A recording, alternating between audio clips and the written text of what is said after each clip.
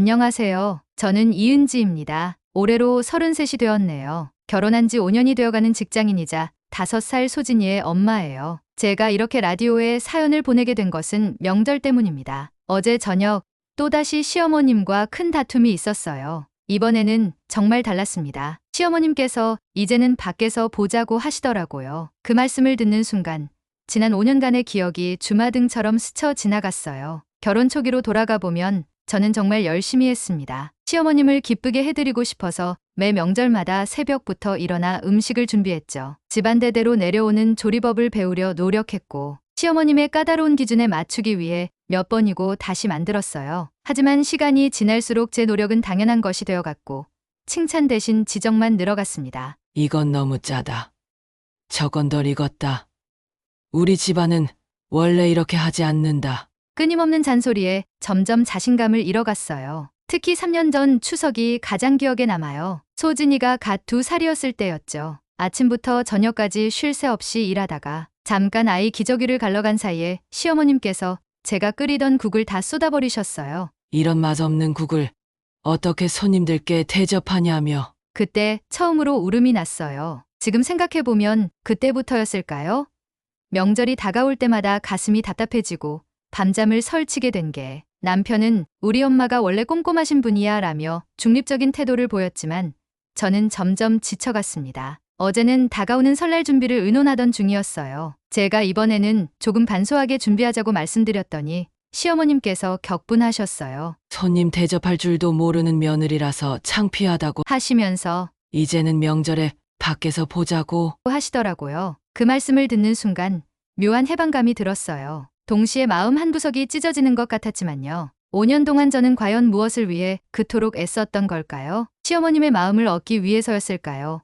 아니면 완벽한 며느리가 되고 싶어서였을까요? 지금 이렇게 된 것이 믿기지 않을 만큼 처음부터 저와 시어머님의 관계는 나쁘지 않았어요. 오히려 주변에서 부러워할 정도로 좋았답니다. 결혼 전 맞선 자리에서 시어머님께서 저를 보시고 우리 진우랑 참 잘 어울리는구나 라고 하시면서 환하게 웃으시던 모습이 아직도 선명히 기억나요. 특히 신혼 초기에는 정말 행복했어요. 시어머님께서는 주말마다 저희 집에 오셔서 요리를 가르쳐 주셨죠. 은지야, 된장찌개는 멸치로 우려낸 육수가 반이야. 채소는 나중에 넣어야 제맛이 나지. 라며 하나하나 세심하게 알려주셨어요. 그때는 시어머님의 꼼꼼한 성격이 고맙기만 했습니다. 처음 맞이한 명절도 설렘 그 자체였어요. 결혼한 지 3개월 만에 찾아온 추석이었는데 일주일 전부터 시어머님과 함께 장을 보고 음식 준비 계획을 세웠죠. 우리 은지가 손재주가 좋아. 우리 집안 며느리로 딱이야.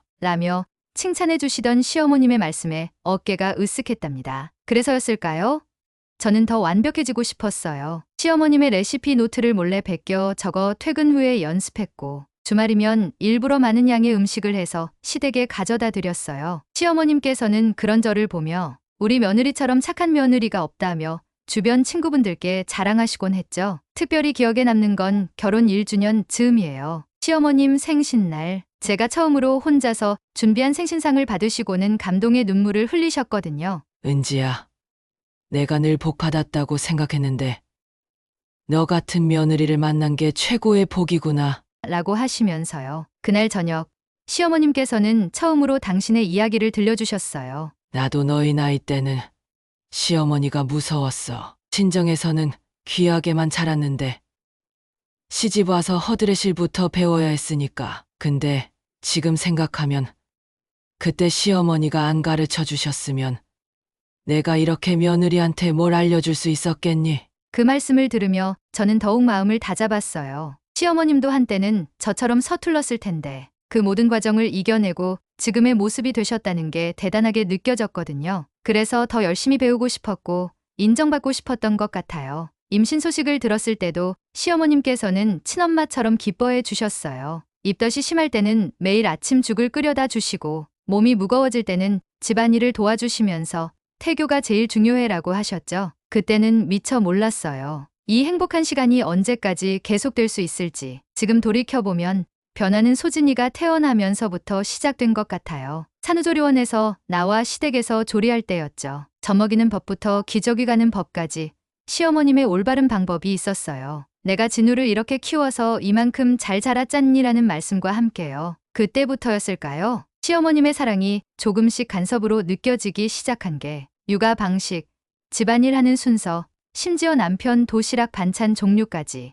모든 것에 시어머님만의 기준이 있었고 그 기준에 미치지 못하는 저는 점점 자신감을 잃어갔어요. 소진이가 100일이 되던 날 처음으로 큰 가족 모임을 준비했어요. 산후도리로 지친 몸을 이끌고 시어머님의 지시대로 음식을 준비했죠. 아기 달래랴, 음식하랴, 정신없는 와중에도 완벽하게 해내고 싶었거든요. 하지만 그날은 제 자신감에 큰 상처를 받은 날이기도 했습니다. 은지야, 이렇게 맛없는 잡채는 처음 먹어보네. 시어머님의 그 한마디에 온몸의 피가 싸늘하게 식었어요. 친지분들 앞에서 하신 말씀이라 더 창피했죠. 요즘 애기 키운다고 정신이 없나 보네. 시어머님의 말씀에 시댁 식구들이 웃음을 터뜨렸지만 저에겐 웃음이 나오지 않았어요. 그 후로 명절이 다가올 때마다 불안해졌어요. 시어머님은 점점 더 많은 손님을 초대하셨고 음식 준비도 더 복잡해졌죠. 우리 집안의 체면을 지켜야지. 라는 말씀과 함께요. 저는 직장 일과 육아에 치여 녹초가 되면서도 시어머님의 기대에 부응하려 애썼어요. 특히 작년 추석에는 시댁 친척분들 20명이 오신다고 해서 일주일 전부터 준비를 시작했어요. 평일에는 퇴근 후 장을 보고 주말에는 시어머님 댁에서 미리 준비할 수 있는 음식들을 장만했죠. 소진이는 어린이집에 맡기고 휴가까지 내가면서 준비했는데 은지야, 이번에는 특별히 큰 고모님도 오시니까 정성 들여서 준비해야 해. 시어머님의 말씀에 더욱 긴장됐어요. 큰고모님은 시어머님께도 어려운 분이라고 들었거든요. 고모님이 젊은 세대들은 음식 하나 제대로 못한다고 하시더라. 이번에는 그런 말씀 안 나오게 해야 해. 그날 아침 저는 새벽 4시에 일어나 준비를 시작했어요. 시어머님께서 가르쳐 주신 대로 육수를 우려내고 나물을 무치고 전을 부치면서 한시도 쉴 틈이 없었죠. 소진이가 엄마 놀아줘라고 조르는 소리도 뒤로 한 채 오직 음식 준비에만 집중했어요. 하지만 결과는 은지야, 이전은 너무 기름졌구나. 큰 고모님께서 기름진 음식을 못 드시는 거 몰랐어? 시어머님의 걱정 어린 목소리가 들리자마자 제 마음속에서 무언가가 툭 하고 끊어지는 것 같았어요. 그때 소진이가 부엌으로 뛰어들어와 저를 껴안았어요. 엄마, 나도 전 먹고 싶어. 해맑은 소진이의 목소리에 눈물이 났지만 꾹 참았죠. 시어머님은 그런 소진이를 보시더니 얘가 왜 이렇게 응석바지로 자랐나 하시면서 한숨을 쉬셨어요. 남편 진우는 이런 상황에서 늘 조용했어요. 우리 엄마는 원래 꼼꼼하신 분이야. 내가 이해해야지. 라는 말만 반복했죠. 하지만 저는 궁금했어요. 진정한 가족의 의미가 이런 건가? 서로를 평가하고 검열하는 것이 가족인가? 그러다 지난주 드디어 폭발했어요. 시어머님께서 이번 설날에는 작은 집 식구들까지 모두 초대하셨다고 했을 때였죠. 어머님, 저도 이제는 지쳤어요. 음식은 조금만 하면 안 될까요? 제 말이 끝나기도 전에 시어머님의 얼굴이 굳어지셨어요. 지금 내가 무슨 말을 하는 거니? 명절에 음식을 대충 하자고? 그럴 거면 밖에서 사 먹지 그래? 시어머님의 목소리가 떨렸어요. 요즘 며느리들은 다들 이런가?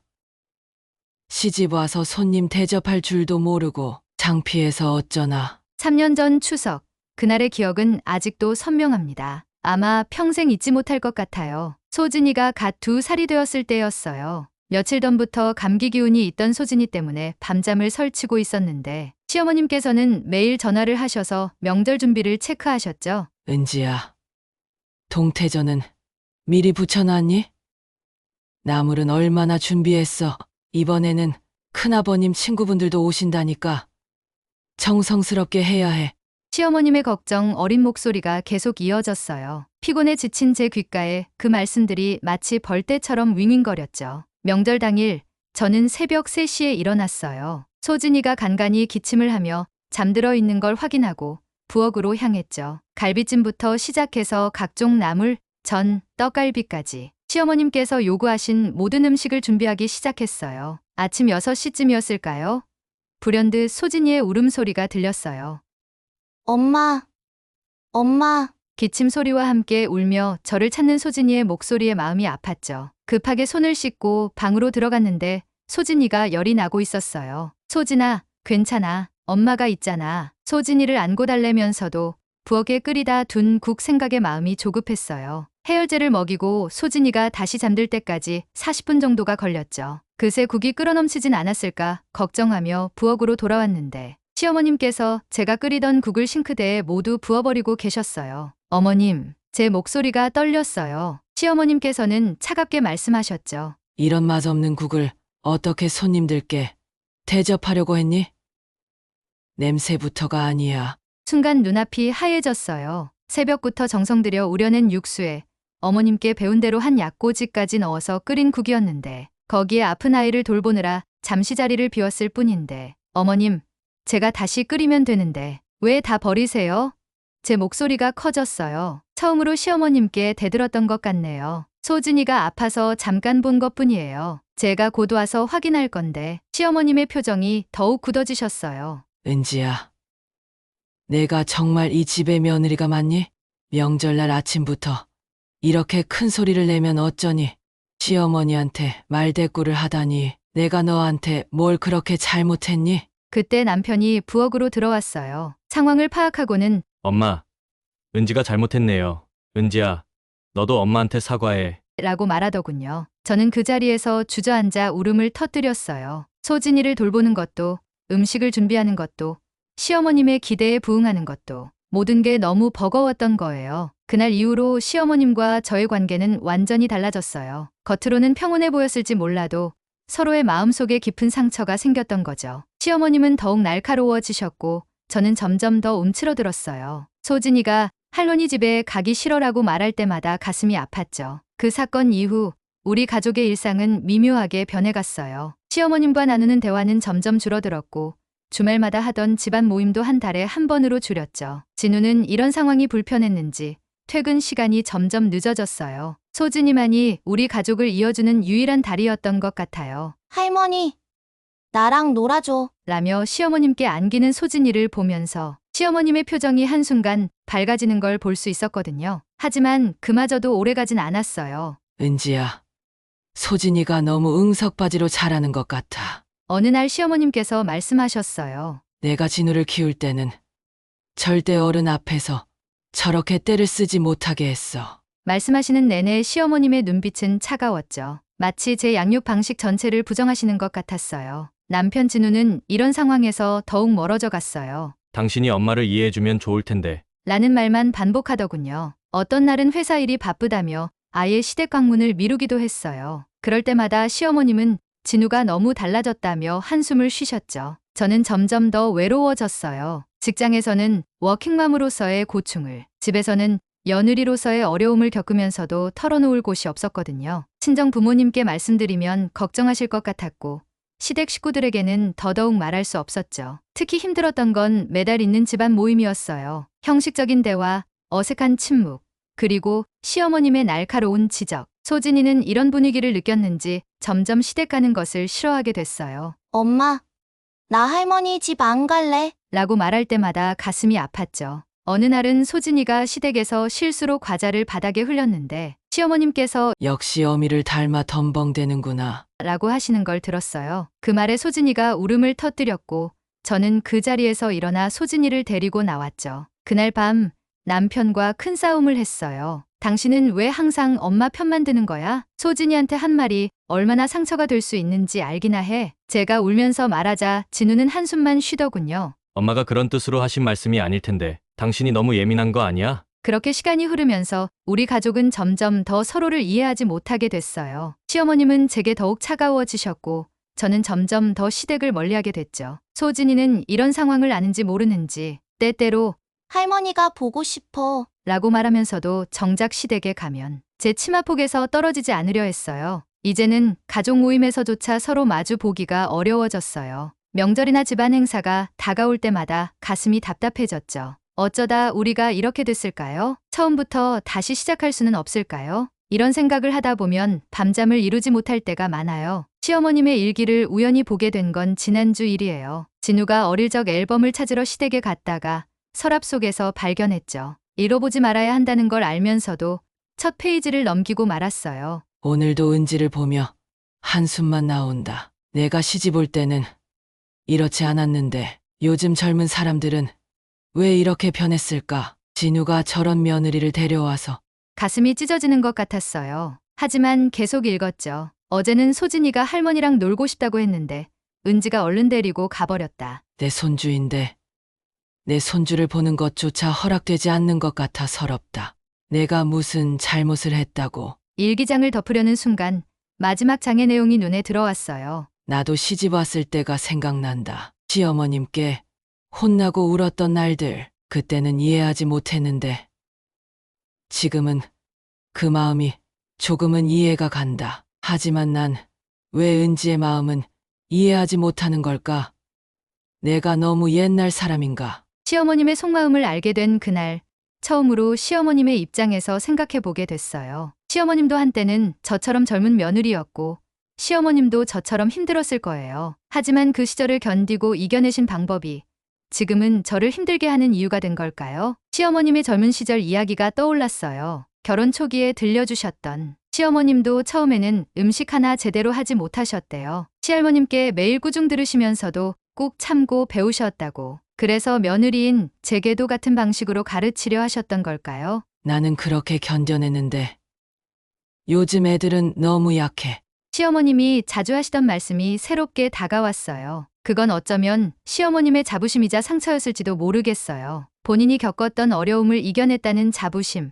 하지만 그 과정에서 받았던 상처들. 일기장 끝부분에는 이런 구절도 있었어요. 진우가 어릴 때는 얘 곁에서 떨어지지 않으려 했는데 이제는 나보다 은지 편을 든다. 내 아들을 빼앗긴 것 같아 서운하다. 하지만 이게 다 자연스러운 것이라고 생각하면서도 마음이 아프다. 그제서야 깨달았어요. 시어머님도 저처럼 외로우셨던 거예요. 아들은 멀어지고 며느리와는 벽이 생기고 손녀와도 마음껏 가깝게 지내지 못하는 현실이 시어머님을 더욱 예민하게 만들었던 거죠. 특히 명절 음식에 대한 시어머님의 고집도 이해가 갔어요. 시어머님에게 명절은 단순한 의례가 아니라 본인의 정체성을 확인하는 시간이었던 거예요. 수십 년간 지켜온 방식대로 음식을 준비하고 가족들을 대접하는 것. 그게 시어머님의 자존심이자 삶의 보람이었던 거죠. 하지만 저는 그동안 그런 시어머님의 마음을 이해하지 못했어요. 시어머님의 요구가 부담스럽고 과하다고만 생각했지. 그 속에 담긴 애정과 두려움을 보지 못했던 거예요. 시어머님은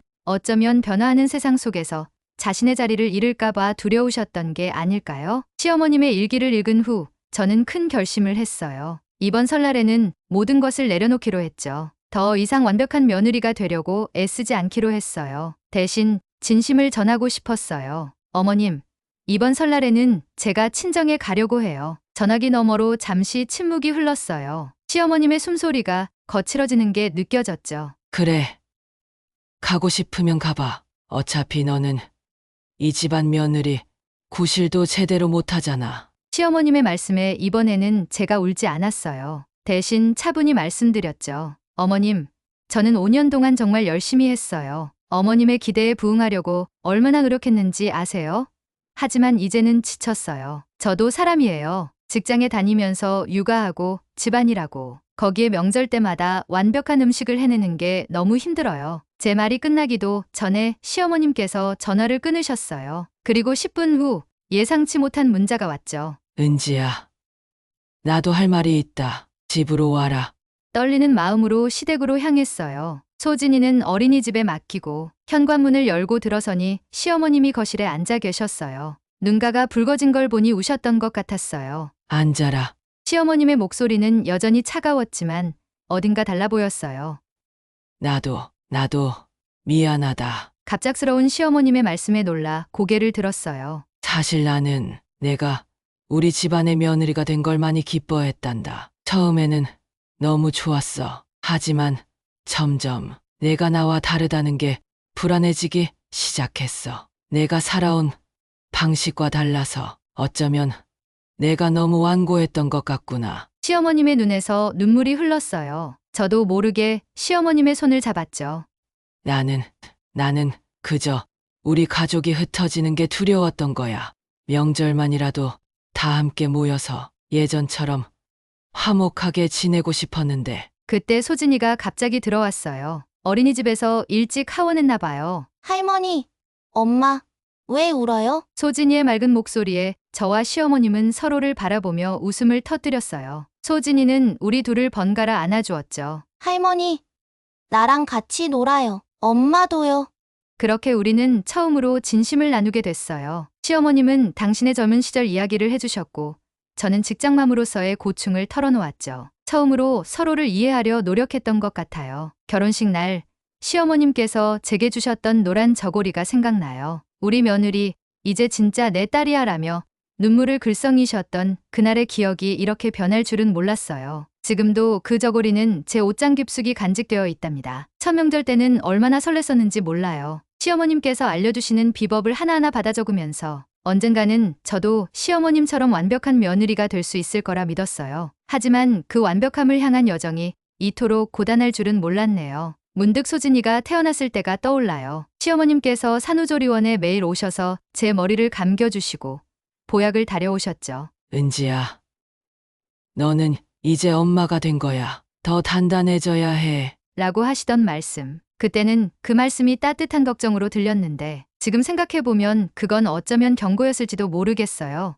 5년이라는 시간 동안 저는 줄곧 시어머님의 그림자를 따라가려 했어요. 하지만 그림자는 늘 저보다 한 걸음 앞서 있었고 더 커 보였죠. 제가 아무리 발돋움을 해도 닿을 수 없는 높이였어요. 어쩌면 저는 시어머님의 그림자가 아닌 제 자신의 길을 걸어갔어야 했나 봐요. 명절 때마다 반복되는 일이지만 특히 작년 추석이 기억나요.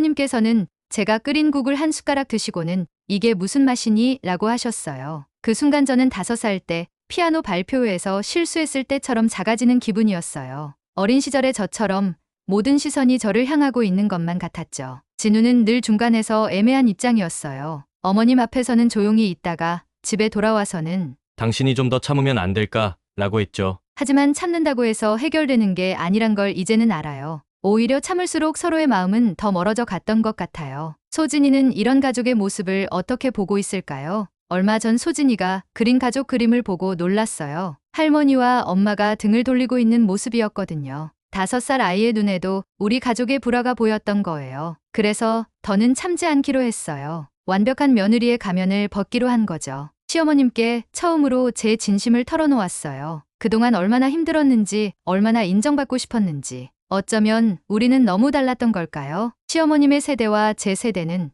시어머님의 가치관과 제 가치관은, 하지만 그 다름이 틀림은 아니었을 텐데 우리는 왜 그 다름을 인정하지 못했을까요? 시어머님과 제 세대 차이는 단순히 나이 차이만은 아니었어요. 어느 날 시어머님께서 들려주신 이야기가 있어요. 시어머님이 20살에 결혼하셨을 때 시할머님께서는 여자는 시집와서 3년 동안 벙어리로 살아야 한다고 하셨대요. 그 말씀대로 시어머님은 3년 동안 시할머님 앞에서 자신의 의견을 한 번도 내지 않으셨다고 해요. 저는 그 말씀을 듣는 순간 소름이 돋았어요. 33살의 제가, 직장인이자 프로페셔널로 살아온 제가 어떻게 그런 삶을 받아들일 수 있을까요? 하지만 시어머님에게 그건 당연한 도리였던 거예요. 요즘 젊은 사람들은 너무 자기 주장만 내세운다고 하시던 시어머님의 말씀이 이해가 되더라고요. 명절 음식을 준비하는 방식에서도 우리의 가치관 차이는 극명했어요. 시어머님은 모든 음식을 처음부터 끝까지 손수 만드는 것을 고집하셨죠. 반찬 하나라도 사다 쓰면 정성이 없는 거야 라고 하셨어요. 하지만 저는 달랐어요. 직장일로 바쁜데 굳이 모든 걸 손수할 필요가 있을까요? 맛있는 반찬을 사서 내놓으면 되지 않을까요? 육아 방식에서도 차이가 컸어요. 시어머님은 소진이가 투정 부리면 버릇이 없다며 야단을 치셨지만 저는 아이의 감정을 존중해주고 싶었어요. 애한테 화내면 안 돼요 라고 말씀드리면 시어머님은 진우 어릴 때는 이렇게 안 키웠다며 서운해하셨죠. 직장 생활을 하는 것에 대해서도 시어머님은 늘 불만이셨어요. 애 키우는 여자가 무슨 직장이냐, 가정에 충실해야지라는 말씀을 자주 하셨죠. 하지만 저에게 직장은 단순한 돈벌이가 아니에요. 제 정체성이자 자아실현의 공간이에요. 이런 제 생각을 시어머님은 절대 이해하지 못하셨어요. 가족의 의미도 달랐어요. 시어머님에게 가족은 하나의 공동체였어요. 개인의 불편함은 참아야 하고 가족을 위해서라면 모든 것을 희생해야 한다고 보셨죠. 하지만 저에게 가족은 서로를 이해하고 존중하는 관계예요. 획일적인 희생이 아닌 서로의 다름을 인정하는 것부터 시작해야 한다고 생각해요. 시어머님 세대에서는 며느리의 역할이 명확했어요. 시부모님을 공경하고 남편을 내조하고 자녀를 잘 키우는 것. 그게 전부였죠. 하지만 지금은 달라요. 며느리도 한 사람의 인격체로서 자신의 삶을 살아가고 싶어 해요. 일과 가정의 균형을 맞추고 자신의 꿈도 이루고 싶어 하죠. 특히 힘들었던 건 소통 방식이었어요. 시어머님은 직접적인 감정 표현을 불편해하셨어요. 시어머니한테 말대꾸하는 며느리라는 말씀처럼 의견을 내는 것 자체를 불경스럽게 여기셨죠. 하지만 저는 달랐어요. 서로 대화하고 이해하는 것이 건강한 관계라고 생각했거든요. 이런 차이들이 쌓이고 쌓여서 결국 폭발한 거예요. 시어머님은 제가 전통적 가치를 무시한다고 생각하셨고, 저는 시어머님이 저의 현실을 이해하지 못한다고 느꼈어요. 서로가 서로에 대한 오해와 편견 속에서 더 깊은 골을 파고 있었던 거죠. 진우가 처음으로 적극적으로 나선 건 제가 친정에 가겠다고 선언한 다음 날이었어요. 퇴근 후 늦은 시간에 시어머님을 모시고 우리 집으로 오더라고요. 소진이는 이미 잠들어 있었죠. 어머님, 은지 씨, 우리 이제 터놓고 이야기를 해보는 게 어떨까요? 진우의 목소리는 떨리고 있었어요. 평소의 우유부단한 모습이 아닌 단단한 의지가 느껴졌죠. 시어머님은 한동안 말씀이 없으셨어요. 그러다 깊은 한숨을 내쉬시더니 입을 여셨어요. 사실 나도 많이 후회하고 있었단다. 내가 너무 완고했나 싶기도 하고. 은지야, 내가 우리 집을 떠난다고 했을 때 내가 얼마나 마음이 아팠는지 아니? 시어머님의 눈가가 붉어졌어요. 저도 모르게 코끝이 찡해졌죠. 어머님, 저도 사실은 떠나고 싶지 않아요. 다만 이대로는 안 될 것 같아서 저희가 조금 달라져야 하지 않을까요? 진우가 조심스럽게 말을 이었어요. 엄마, 은지는 엄마 세대의 며느리가 아니에요. 직장도 다니고 자기 삶도 있고, 하지만 그만큼 최선을 다하고 있어요. 엄마가 보시기에는 부족할 수 있지만 은지 나름대로는 정말 열심히 하고 있다는 걸 알아주셨으면 해요. 시어머님은 잠시 생각에 잠기셨다가 말씀하셨어요. 그래, 내 말이 맞다. 나는 늘 내 기준으로만 판단했지. 은지의 입장은 한 번도 제대로 생각해보지 않았구나. 어머님, 제 눈에서 눈물이 흘렀어요. 나도 처음에는 시어머님이 너무 무서웠어. 그래서 다짐했었지.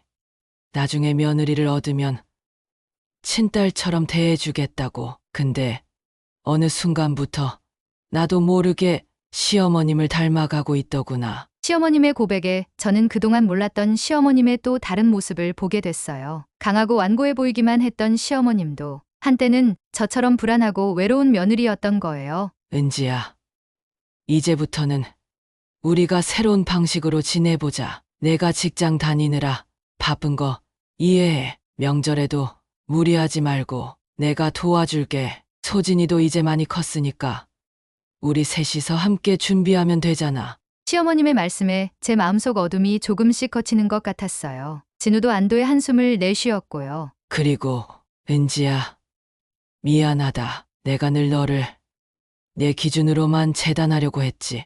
내가 얼마나 힘들었을지 이제야 조금은 알 것 같아. 그날 밤 우리는 처음으로 진정한 대화를 나눴어요. 시어머님은 당신의 시집살이 이야기를, 저는 직장맘으로서의 고충을 털어놓았죠. 서로의 이야기에 귀 기울이면서 우리는 조금씩 가까워지고 있었어요. 그날 이후로 시어머님과 저는 조금씩 달라지기 시작했어요. 시어머님께서 먼저 손을 내밀어 주셨죠. 주말마다 우리 집에 오셔서 소진이를 봐주시겠다고 하셨어요. 은지야, 너는 쉬어라. 내가 소진이랑 놀아줄게 라며 말씀하시는 시어머님의 눈빛이 달라져 있었어요. 처음에는 어색했어요. 시어머님께서 소진이와 놀아주시는 동안 저는 어떻게 해야 할지 몰라 망설여졌거든요. 하지만 시어머님께서 먼저 말씀하셨어요. 은지야, 너도 이리 와서 같이 놀자. 할머니가 어릴 때 하던 놀이 알려줄게. 그렇게 우리는 처음으로 함께 웃으며 시간을 보냈어요. 소진이는 이런 변화를 제일 먼저 알아챘어요. 엄마,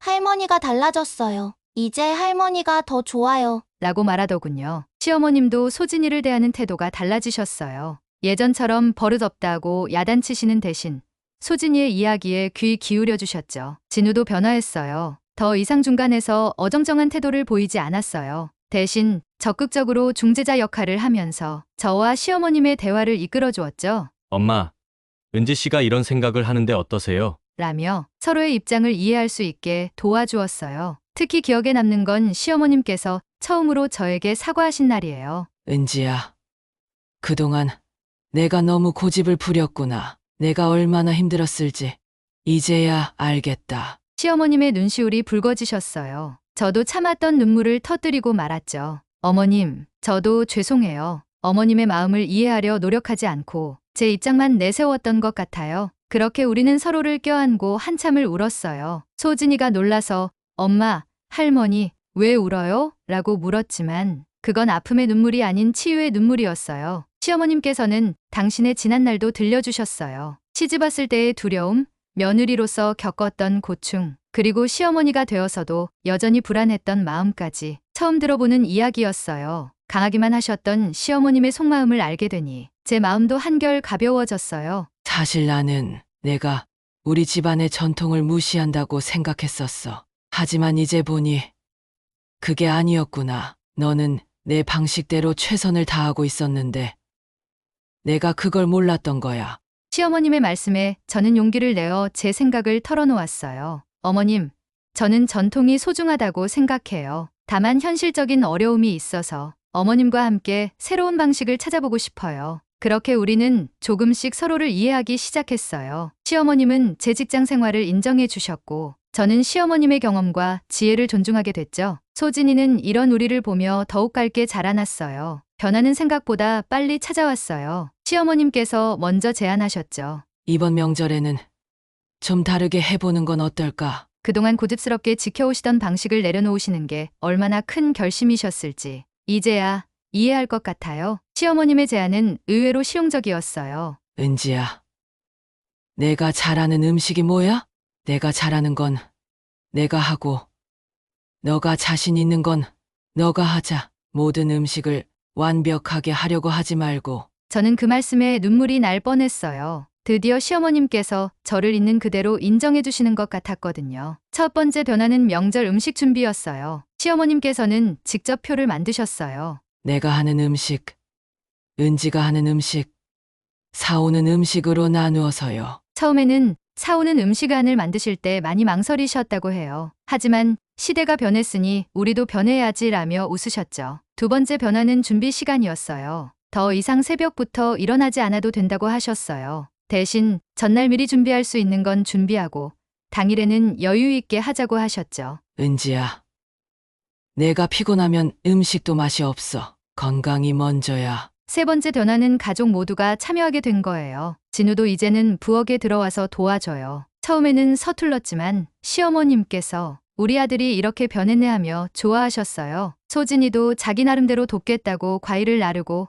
젓가락을 놓고, 특별히 감동적이었던 건 시어머님께서 소진이를 위한 특별한 역할을 만들어주신 거예요. 우리 소진이는 할머니, 비서야. 어떤 음식이 어디에 있는지 다 기억해뒀다가 알려주는 거야. 소진이가 얼마나 뿌듯해했는지 몰라요. 명절 음식을 장 보러 갈 때도 달라졌어요. 예전에는 시어머님께서 혼자 고집스럽게 재래시장에서 모든 걸 사오셨는데 이제는 함께 가요. 시어머님은 여전히 중요한 식재료는 재래시장에서 고르시지만 간단한 반찬은 마트에서 사는 것도 허락하셨어요. 은지야, 내 어머님은 어떻게 하시니?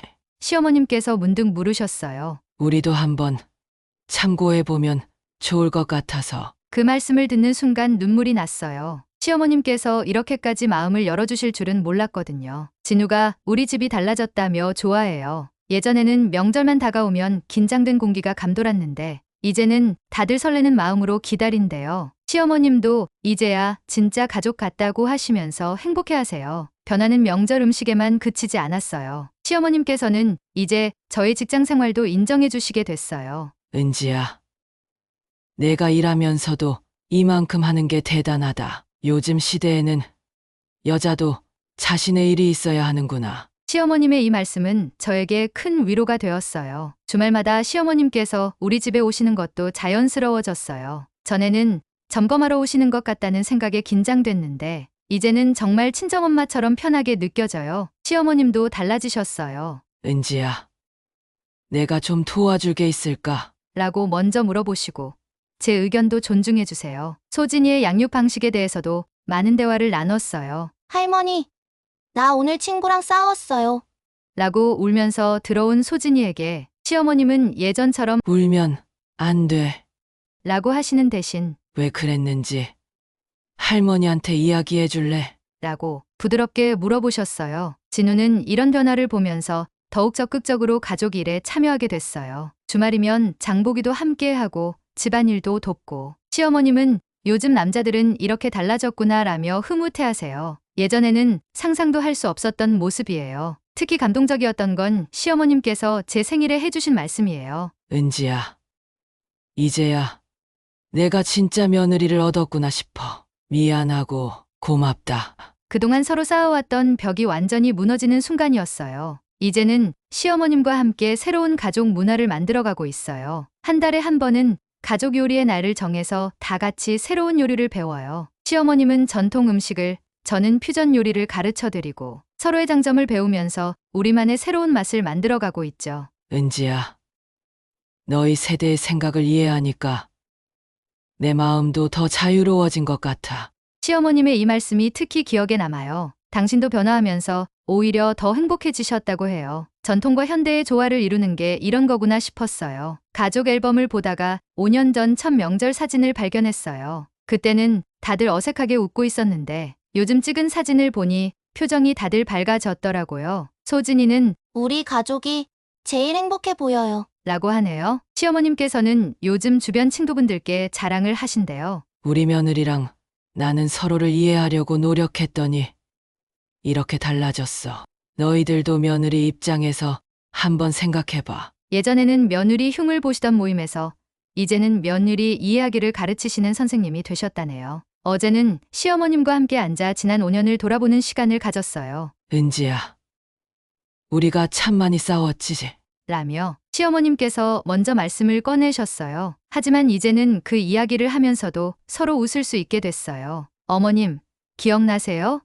제가 처음 만든 동그랑땡이 너무 짜서 다들 물만 마시던 거요. 그럼 근데 지금은 내가 만든 동그랑땡이 내 것보다 더 맛있잖아.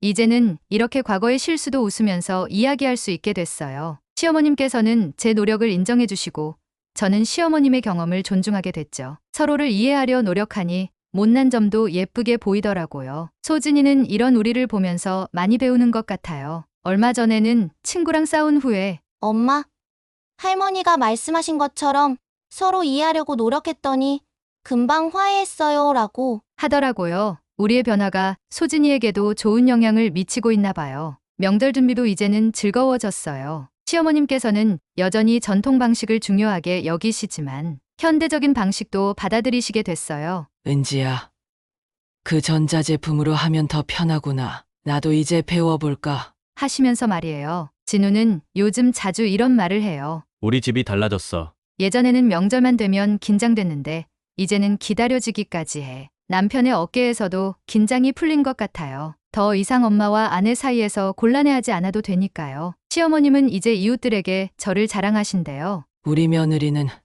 일도 하고 육아도 하면서 이렇게 잘해. 요즘 며느리들을 이해해야 해. 예전에는 상상도 할 수 없었던 말씀이에요. 시어머님의 이런 변화가 얼마나 감사한지 몰라요. 제 친정어머님도 변화를 느끼신 것 같아요. 은지야, 너희 시어머님이 많이 달라지셨구나. 네가 고생 많았다.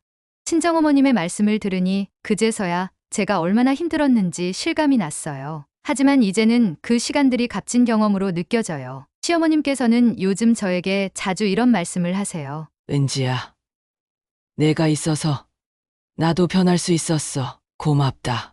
그 말씀을 들을 때마다 가슴이 뭉클해요. 우리는 서로에게 변화의 이유가 되어 주었던 거예요. 오늘 아침 라디오에 이 사연을 보내면서 많은 생각이 들었어요. 5년이라는 시간 동안 우리 가족이 겪었던 갈등과 화해의 순간들. 모든 게 이제는 소중한 추억이 되었네요. 시어머님께서는 요즘도 가끔 그때 일을 회상하세요. 그때 내가 밖에서 보자고 했던 말이 오히려 전환점이 된 것 같아. 시어머님의 말씀처럼 그 순간이 우리 관계에 큰 변화를 가져왔어요. 서로를 잃을 수도 있다는 두려움이 오히려 우리를 더 가깝게 만들어준 거죠. 이제 우리 집 명절은 완전히 달라졌어요. 시어머님은 여전히 전통 음식을 중요하게 생각하시지만 꼭 모든 음식을 직접 만들지는 않으세요. 은지야, 이건 사와도 괜찮겠다. 하시면서 먼저 제안하실 때도 있어요. 대신 우리는 정말 중요한 몇 가지 음식은 시어머님의 비법대로 정성껏 만들어요. 소진이는 이제 6살이 됐어요.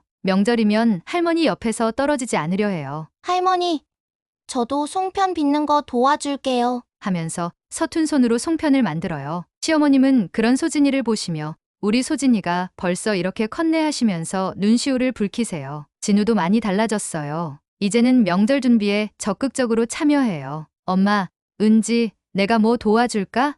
라고 먼저 물어보죠. 시어머님은 아들이 부엌에 들어오면 못 써. 얼른 나가.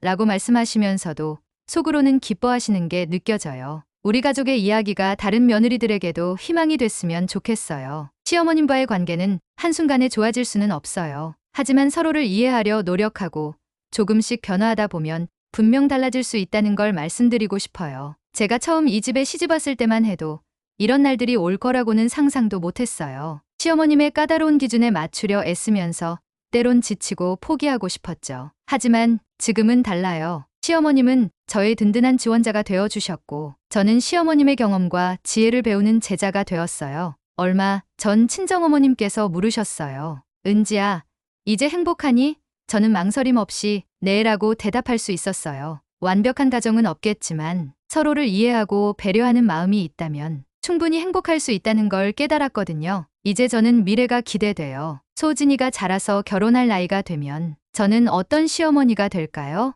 아마도 지금의 시어머님처럼 처음에는 실수도 하고 갈등도 겪겠지만 이 경험들이 저를 더 나은 시어머니로 만들어줄 거예요. 라디오를 듣고 계신 모든 며느리, 시어머님들에게 말씀드리고 싶어요. 서로를 이해하는 건 쉽지 않아요. 하지만 포기하지 마세요. 한 걸음씩 나아가다 보면 분명 우리도 행복한 가족이 될 수 있을 거예요. 며느리와 시어머니의 갈등, 그리고 화해의 여정을 함께 해주셔서 감사합니다. 우리의 이야기가 비슷한 상황에 계신 분들께 작은 희망이 되었길 바랍니다. 가족의 의미는 완벽함이 아닌 서로를 이해하고 변화하려 노력하는 마음에 있다는 것. 우리 가족이 깨달은 가장 소중한 진실입니다. 시어머니와 며느리, 그 사이에서 새로운 가족 문화를 만들어가는 이야기에 공감하셨다면 구독과 좋아요 부탁드립니다. 여러분의 한 번의 클릭이 더 많은 분들에게 희망과 용기를 전할 수 있습니다. 구독과 좋아요는 공짜니까요. 꼭 눌러주세요. 감사합니다.